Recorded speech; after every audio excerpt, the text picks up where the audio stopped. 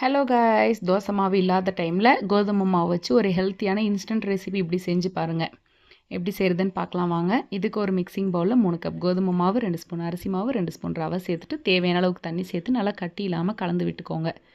இப்போ இது கூட ஒரு துண்டு இஞ்சி, 2 பச்சை மிளகாய், கேரட் வேணும்னா துருவி சேர்த்துக்கோங்க. ஒரு கைப்பிடி கொத்தமல்லி, கொஞ்சம் கருவேப்பிலை, ஒரு மீடியம் சைஸ் வெங்காயம் எல்லாம் பொடி பொடியாக கட் பண்ணி சேர்த்துக்கோங்க. இப்போ இது கூட மாவுக்கு தேவையான அளவுக்கு உப்பு, கொஞ்சம் மஞ்சள் தூள் சேர்த்து நல்லா தோசை மாவு பதத்துக்கு கட்டி இல்லாமல் கலந்து விட்டுக்கோங்க. இந்த மாதிரி ஹெல்த்தி ரெசிபிஸ் வேணும்னா என்னோடய சேனலை சப்ஸ்கிரைப் பண்ணிக்கோங்க. ஒரு ½ அன் ஹவர் அப்படியே மூடி போட்டு வச்சுருங்க, நல்லா ஊறட்டும். இந்த கன்சிஸ்டன்சி வந்த பின்னாடி நீங்கள் தோசைக்கல்லை ப்ரீஹீட் பண்ணிவிட்டு ஆஸ் யூஷுவல் தோசை ஊற்றுற மாதிரி ஒரு கரண்டி எடுத்து ஊற்றிட்டு ஸ்ப்ரெட் பண்ண வேணாம், ஒரு மீடியம் சைஸ்லேயே ஸ்ப்ரெட் பண்ணி விட்டுக்கோங்க, இல்லைனா தோசை பிஞ்சிரும். இப்போ நெய் இல்லைனா எண்ணெய் நீங்கள் எதனாலும் ஊற்றிக்கலாம். டைமில் ஒரு 2 மினிட்ஸ் நீங்கள் மாற்றி போட்டு எடுத்துட்டிங்கன்னா நம்மளோட ஹெல்த்தி ரெசிபி கோதுமை மாவு தோசை ரெடி.